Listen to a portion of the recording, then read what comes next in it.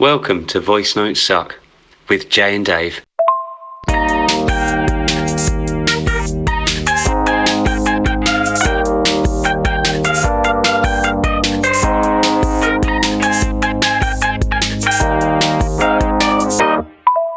Series 1, Episode 4, VR and AR. In this episode, we explore the mind-blowing developments in virtual and augmented reality, discussing the distinctions between VR and AR and whether the market is still limited.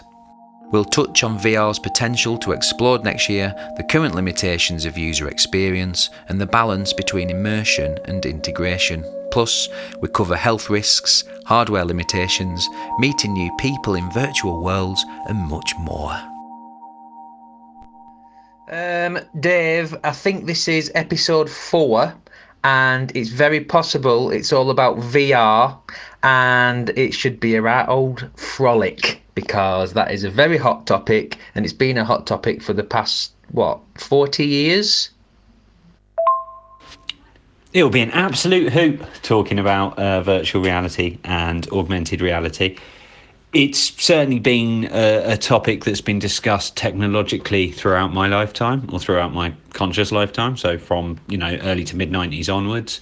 And seeing the development of the technology over the last few years as being mind-blowing, where we've caught up and maybe even overtaken some of the science fiction / fantasy films that we might have seen growing up about VR.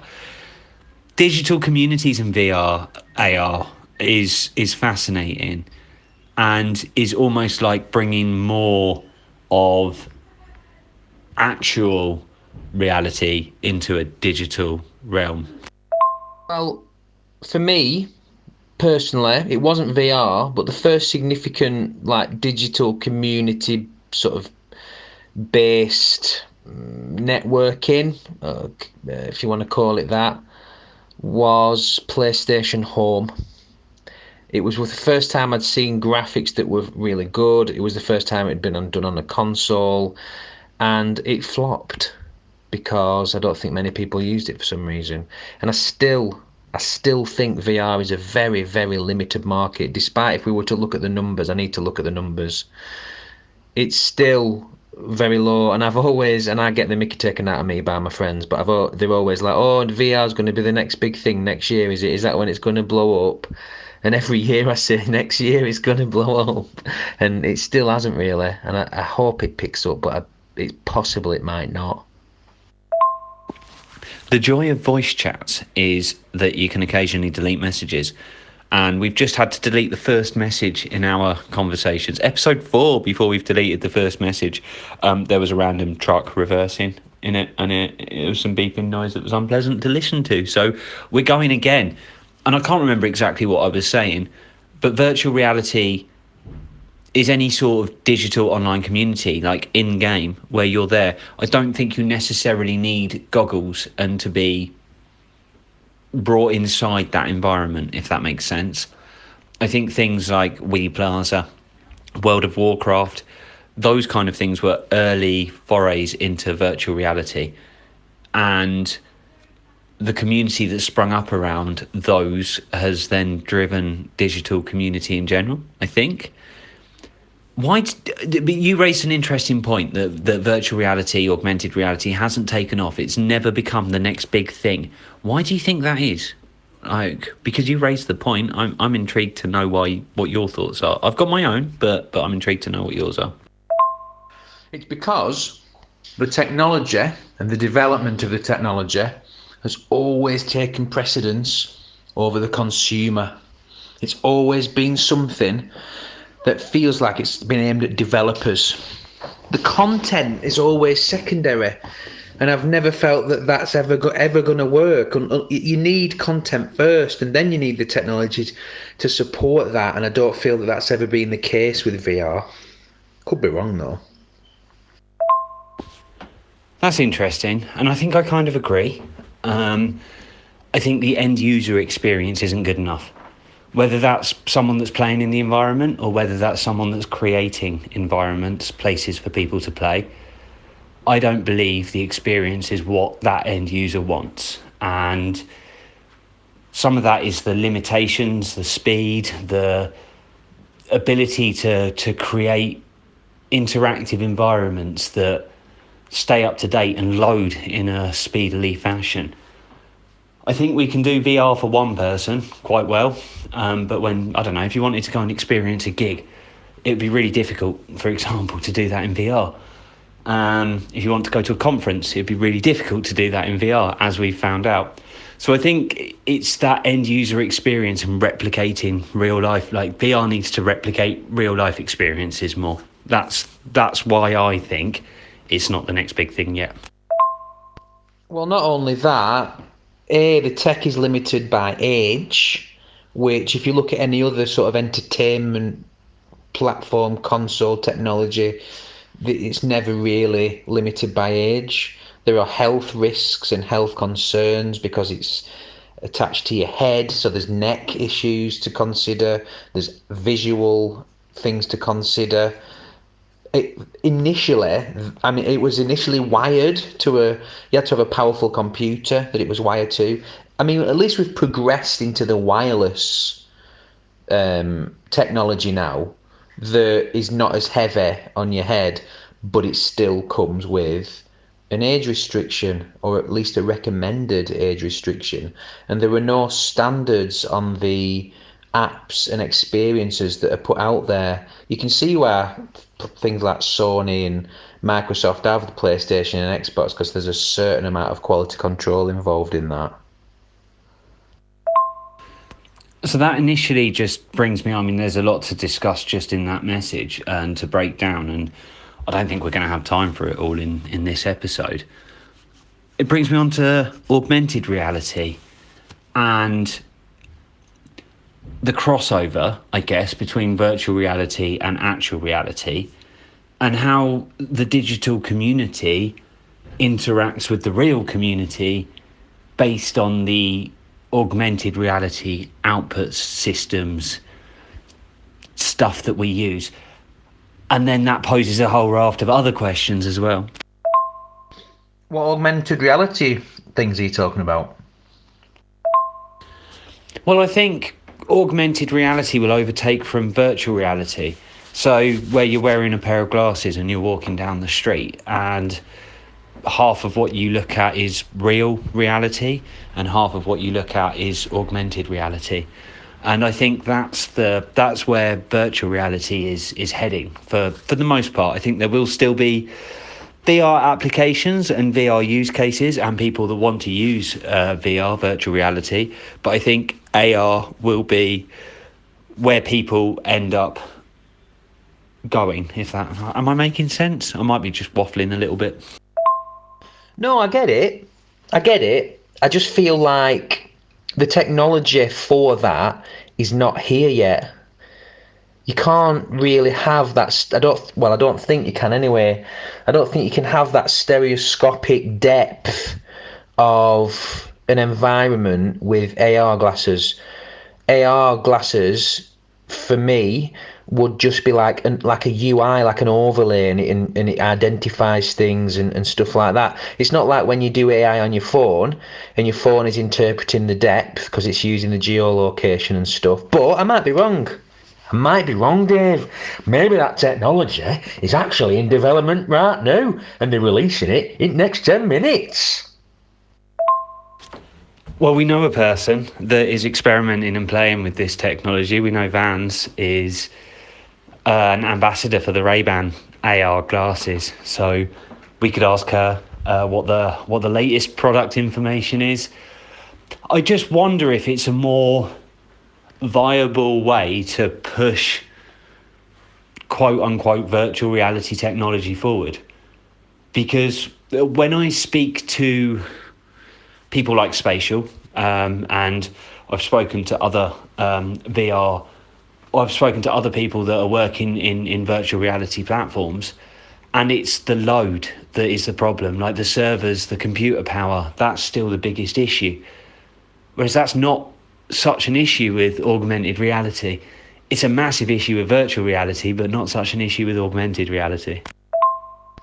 Why is it not an issue with augmented reality? I mean, the main reason is because you don't have to load the environment. You just have to load overlays for the environments. The environments are already there. The environments are real life. So you negate a huge amount of computing power. That's my understanding, anyways. Yeah. When it comes to VR, from my understanding and how it originally was where you were looking, that was the only part of the environment that was loaded. And I think a lot of people, from a development perspective, they haven't been doing that for some reason. I don't know why, but it should be when you turn around, what you were looking at is unloaded. But I don't know, I think they're doing that with VR. It a bit like real life, really. Like, you've got no idea if what's behind you exists until you look at it. Yes, and that would give VR more of that kind of human experience, right? Stuff in the distance is, not in focus because it's in the distance. I think the biggest stumbling block is enabling more people in environments, personally. That's what I think the biggest stumbling block is with VR. And it makes it difficult for digital communities in VR to be anything other than niche, small communities. It makes it really hard to build a big community because the platforms are so limiting. That's Schrödinger's VR. You don't know if there's anything behind you or not. a little bit like that, but I don't want to get trapped in that box. It often doesn't end well for the cat. However, VR's got to replicate human experience to take off, doesn't it? Like that, or is that just my perception of what VR needs? Meow. The way I see VR is it's an escape from reality. So you can make it a bit far out and unusual. I feel that it's when people start trying to make it like real life, get realism, that's when it starts breaking down. We've got that already in real life. You want an addition to real life, don't you? You want some fantastical exploration of the galaxy kind of vibe. You want to be Bob Hoskins in Roger Rabbit, you know what I mean? Well, that's interesting, because what you kind of explained in terms of enhancing our real life experiences is kind of what augmented reality will get to. Like you get to pick the adverts on the billboards rather than being shown the ones that are being paid. That kind of thing. And then VR is going to be more for otherworldly, out of this world gamification, gamified experiences, that kind of thing. I don't know. Why did they call it virtual reality? Why didn't they call it immersive reality? Because it's something that you immerse yourself in. You're completely shut off from the rest of the world, and you place yourself in this brand new environment that actually doesn't exist. It's completely different to augmented reality. Just to add to that, I feel that augmented reality is a lot safer. VR can become quite addictive, I would say, depending on what you were using it for. I don't know the origin story of the name virtual reality. I imagine it made sense to the person that first thought of it, whether that was in a science fiction book or whether that was someone developing technology. And yes, you're right. You can become very, very immersed in virtual reality, like immersed to the point where it's dangerous. One of my experience with the headset Quest things was playing a shooting game for maybe an hour and a half and thinking about 5 minutes had passed. I mean, I kind of want to know what that shooting game was, Dave, because that sounds well good. That sounds like times passed because you were having loads of fun rather than anything dangerous. I think my concern about VR headsets, based on my own experience actually, are the social elements of it. Like spending considerable hours in a social setting, just chatting to people like you would in, normal, out of virtual reality. situation. Been there.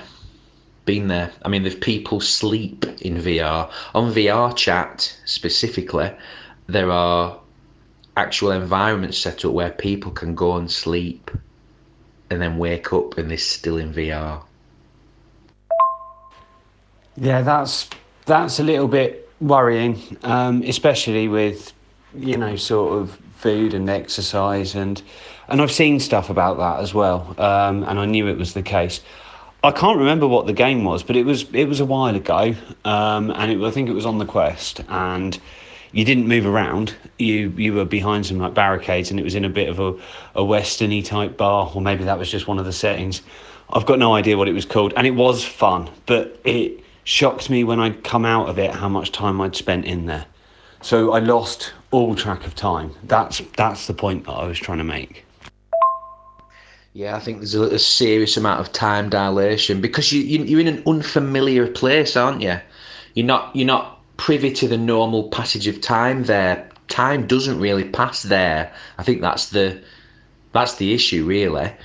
And with these specific spaces, like VR chat is very progressive. We don't hear about it in the mainstream media, really.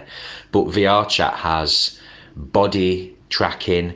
It has now you can buy haptic suits that you can wear in VR chat. You can literally exist there and feel things, and you can move normally. Like if you sit down, your character sits down. When you move around, your character moves around. It's literally a virtual projection of real life, and people are doing this more and more, and we don't hear about it in mainstream media. Why not?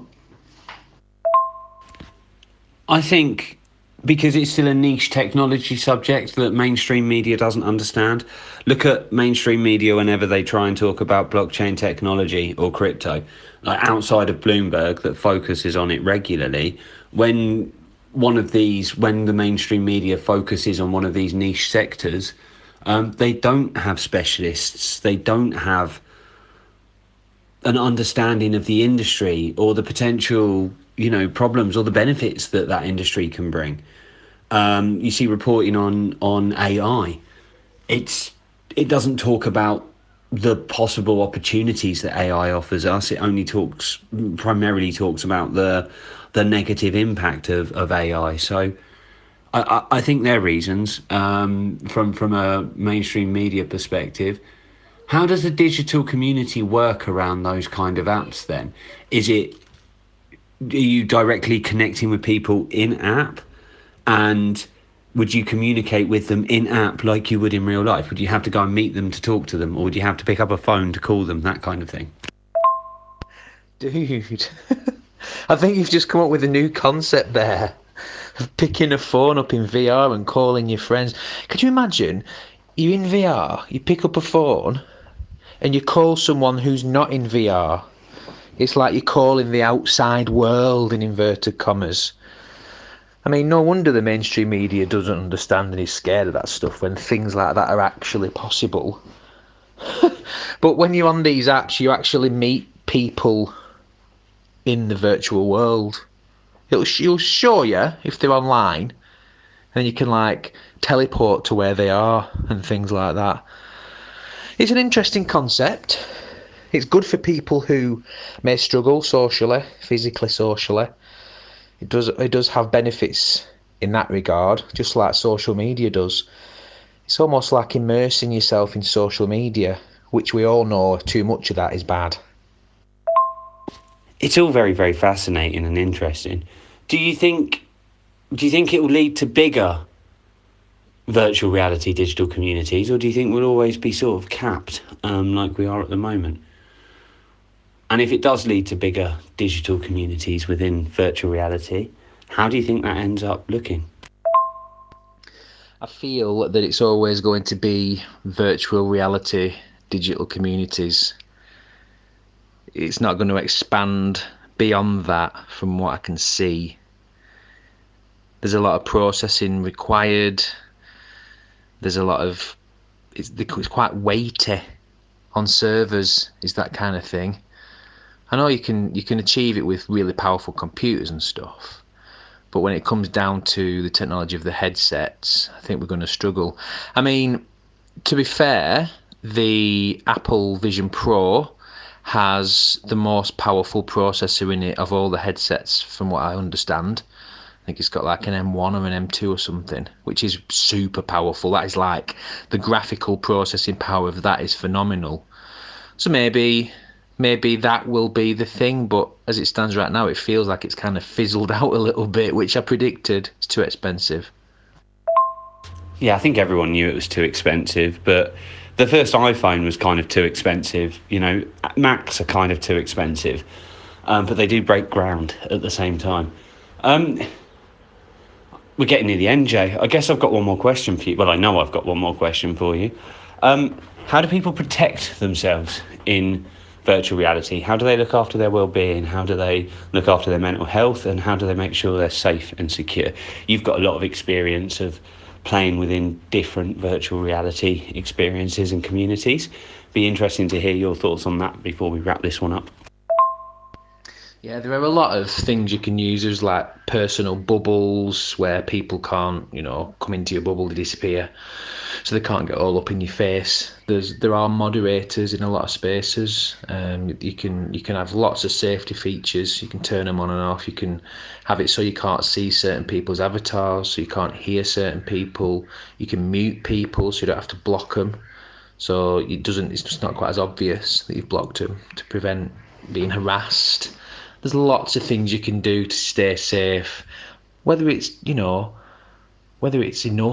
I don't know. I don't think it's enough, to be honest. There could probably be more done, because at the end of the day, you're in an open space. You can create private rooms just for your friends. That works. That's a good thing to do. So there's always a way. But we could always have more, couldn't we? Would you feel safe if you were in VR? I do. I feel safe in VR, but I'm not a parent of a young person who's trying to make sure their young person is safe in VR, whereas you are. So I've got a very distinctive and different view on it. My worry with VR, like I said earlier, is the immersiveness and the losing track of actual reality. That's my main concern with it. And I think that's the same for augmented reality when it comes along as well. Like, people will live in augmented reality rather than in actual reality. Like, it'll constantly be turned on, and I have some concerns about where that takes humanity. Like I have some concerns about AI, and I think as long as we're asking questions and having the conversation, like, that's the right place to start. Well, Dave, this has been a fantastic discussion about VR and AR. And in summary, we covered virtual and augmented reality, mind-blowing developments, the distinction between VR and AR. Is it still a limited market? VR will blow up next year. VR is any kind of in-game environment. Technology always seems to be first, before content. The end user experience isn't good enough yet, still limited. VR needs to replicate real life experiences, health risks and concerns. Augmented reality may take over VR. AR still has a way to go, but AR is less power intensive. The stumbling block is limiting users, immersion versus integration, time dilation in VR, sleeping in VR, lack of coverage in mainstream media, meeting new people in virtual worlds, the hardware limitations are keeping things small at the moment, and safety features in VR. I've been Jay, you've been Dave. Thanks. Until next time, my friend. You've been listening to Voice Notes Suck with Jay and Dave.